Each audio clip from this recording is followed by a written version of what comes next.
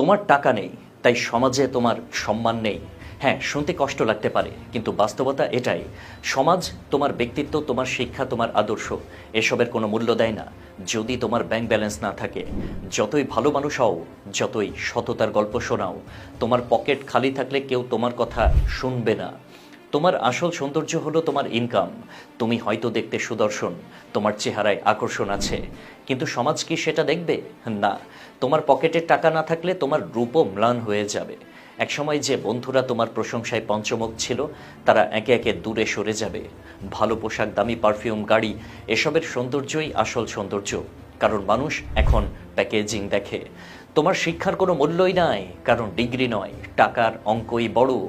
তুমি হয়তো অনেক উচ্চ শিক্ষিত, একাধিক ডিগ্রি তোমার গলায় ঝুলছে, কিন্তু চাকরি নেই, ইনকাম কম।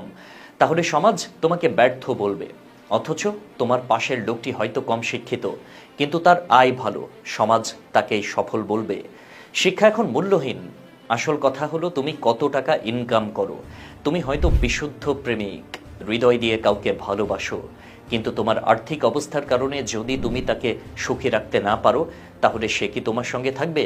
না।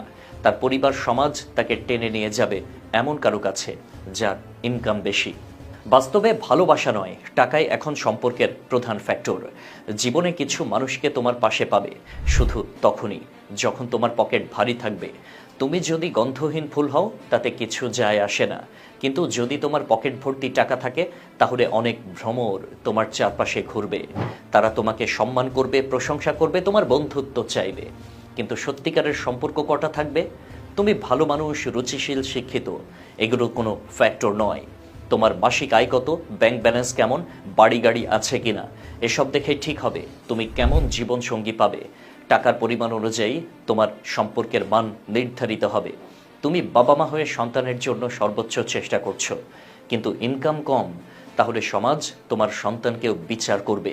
ভালো স্কুল, ভালো পোশাক, ভালো সুযোগ, সব কিছুর জন্য টাকা লাগে। তাই তুমি যতই ভালো বাবা হও, সমাজের চোখে ভালো হতে হলে তোমার টাকা থাকতেই হবে। শুধু বেঁচে থাকতে নয়, মৃত্যুর পরও তোমার টাকার হিসাব করা হবে। যদি তুমি ভালো টাকা রেখে যাও, তাহলে তোমার উত্তরসূরিরা তোমার প্রশংসা করবে। আর যদি টাকা না রেখে যাও, তাহলে তারা হয়তো তোমাকে দোষারোপ করবে, এমনকি গালমন্দও দিতে পারে। তুমি পুরুষ, তাই তোমাকে টাকা জোগাড় করতেই হবে। সমাজের চোখে তুমি মানুষ নও, তুমি একটা টাকা উৎপাদনের মেশিন। তোমার অনুভূতি, কষ্ট, হতাশা, ক্লান্তি, এসবের কোনো মূল্য নাই।